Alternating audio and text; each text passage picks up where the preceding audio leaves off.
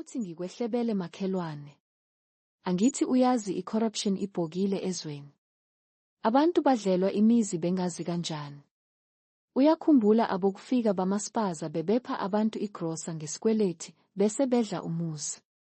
Uyakhumbula izingududu bezibolekisa ngemali besuhluleka badle umuzi. Cabanga nje umuzi ngegrosa. Uyabona manje. Sokuyinkohlakalo enobuchwepheshe obuhlelwe kahle.